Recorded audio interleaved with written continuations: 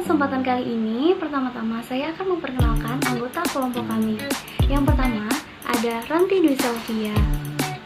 Dan yang kedua, ada Intan Fadila Sawah, Nur Aziza, Andriana Utami, Nizaz Azizi, Umul Syarifah, dan Fatia Nurlaila. Pada kesempatan kali ini, kami akan membawakan materi Hakikat Manusia Menurut Islam yang akan dibagi menjadi 4 subbab. Yang pertama, ada memahami manusia, meliputi hakikat manusia, konsep manusia dalam Islam, dan proses penciptaan manusia. Yang kedua, ada tipologi manusia menurut Islam. Ada orang mukmin, orang kafir, dan orang munafik. Yang ketiga, ada tanggung jawab manusia. Tanggung jawab manusia sebagai hamba Allah Subhanahu wa taala dan tanggung jawab manusia sebagai khalifah Allah Subhanahu wa taala. Dan yang terakhir, ada tujuan hidup manusia yang meliputi dimensi untuk menyembah, dimensi ibadah, dan dimensi pasrah. Langsung saja kita mulai ke pemateri yang pertama. Hakikat manusia menurut Islam adalah sebuah wujud yang diciptakan.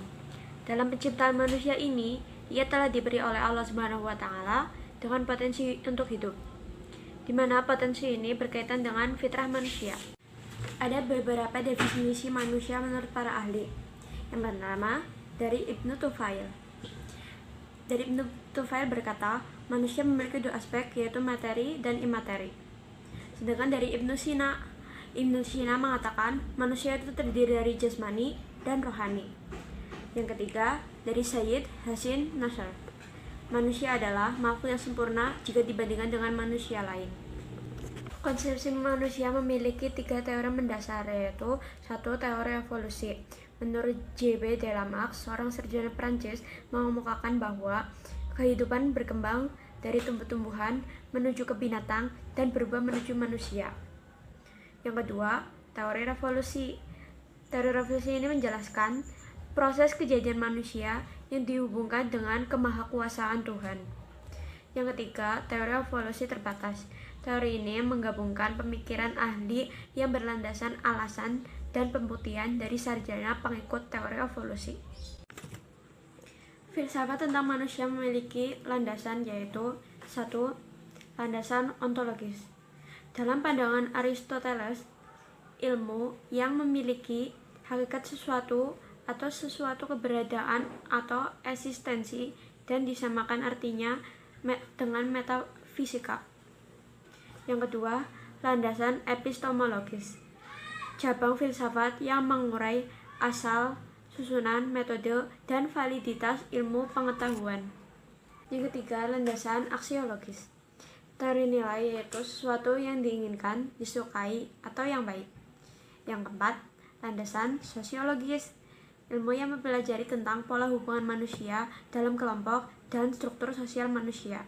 Yang kelima, landasan antropologis. Mempelajari manusia sebagai makhluk biologis dan sebagai makhluk sosial. Ada beberapa potensi manusia. Yang pertama, akal, dan yang kedua, nafsu, yang ketiga, qalbu atau hati, yang keempat, jasmani, dan yang kelima, rohani. Konsep manusia dalam Islam memiliki beberapa penyebutan. Yang pertama adalah al-nas. Al-nas memiliki arti bahwa manusia sebagai makhluk sosial. Yang kedua adalah al-insan. Menurut Jamil Saliba, sebagaimana dikutip oleh Muhammad Alim, kata al-insan menunjukkan pada sesuatu secara khusus yang digunakan untuk arti manusia dari segi sifatnya, bukan fisiknya. Yang ketiga adalah Bani Adam.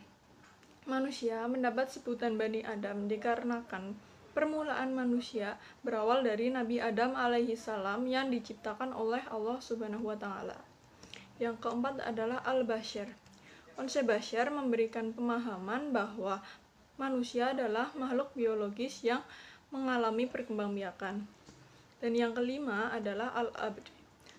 Al-abd memiliki unsur kepatuhan seorang makhluk kepada Sang Khalik yang memiliki tugas menjalankan kewajiban untuk beribadah menyembahnya. Proses penciptaan manusia. Penciptaan manusia bukan tanpa proses. Peristiwa diciptakannya manusia melalui proses tahapan seperti digambarkan dalam Al-Quran dan hadis, yaitu 1. Prenatal atau sebelum lahir. yaitu permulaan penciptaan manusia yang berawal dari pembuahan, pertemuan sel telur dengan sperma di dalam rahim, yang dilanjutkan dengan pembentukan kelengkapan fisik pada janinnya.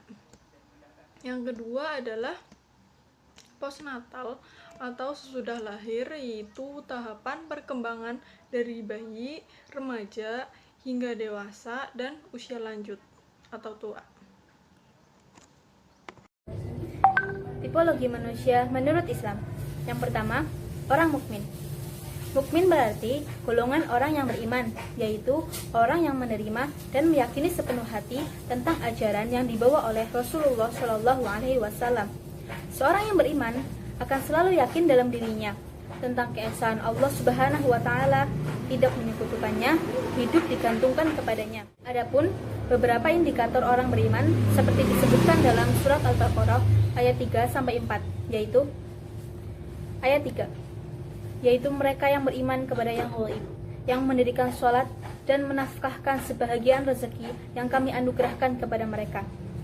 Ayat 4, dan mereka yang beriman kepada kitab Al-Quran yang telah diturunkan kepadamu dan kitab-kitab yang telah diturunkan sebelummu, serta mereka yakin akan adanya kehidupan akhirat.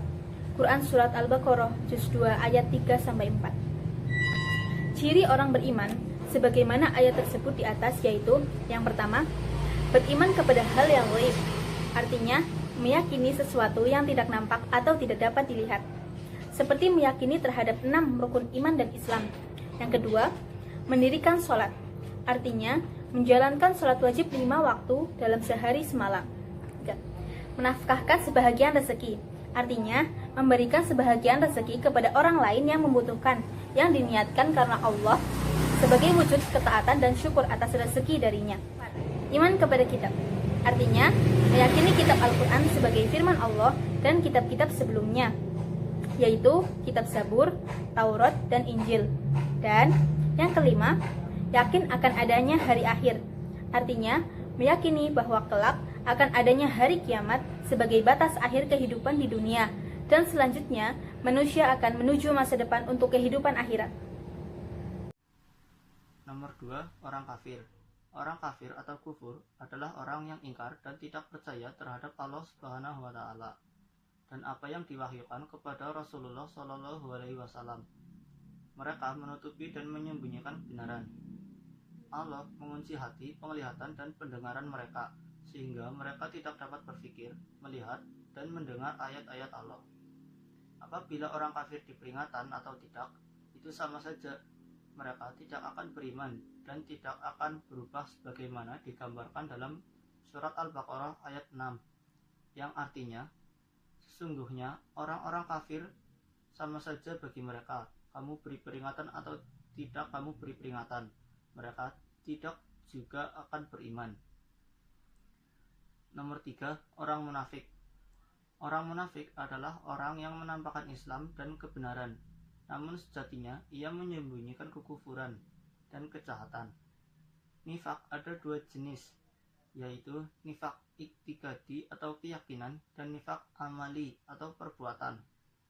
Orang munafik itu mengaku dirinya beriman, tetapi mereka sesungguhnya bukan orang yang beriman, sebagaimana digambarkan dalam surat Al-Baqarah ayat 8, yang artinya, di antara manusia yang mengatakan kami beriman kepada Allah dan hari kemudian, padahal mereka itu sesungguhnya bukan orang-orang yang beriman. Tanggung jawab manusia. Tanggung jawab manusia dibagi menjadi 2. Tanggung jawab sebagai hamba Allah Subhanahu wa Ta'ala dan tanggung jawab sebagai khalifah Allah Subhanahu wa Ta'ala. Yang pertama, tanggung jawab sebagai hamba Allah Subhanahu wa Ta'ala. Manusia diciptakan sebagai hamba yang bertanggung jawab atas dirinya sendiri. Manusia membutuhkan Tuhan, sehingga manusia memberi pelayanan terbaik dalam bentuk ibadah, mengagungkan nama kebesaran dan kekuasaan Allah Subhanahu wa Ta'ala. Tugas utama seorang hamba adalah beribadah kepada Allah Subhanahu wa Ta'ala sebagaimana dijelaskan dalam Quran Surat Az-Zariyat ayat 56 yang artinya, dan aku tidak menciptakan jin dan manusia melainkan supaya mereka mengabdi kepadaku. Yang kedua, tanggung jawab sebagai khalifah Allah Subhanahu wa Ta'ala. Manusia menempati posisi makhluk yang paling sempurna dan istimewa di jagat raya ini. Manusia adalah khalifah di atas muka bumi ini seperti yang ditegaskan dalam Al-Quran surat Al-Baqarah ayat 30 yang artinya, ingatlah ketika Tuhanmu berfirman kepada para malaikat, sesungguhnya aku hendak menjadikan seorang khalifah di muka bumi.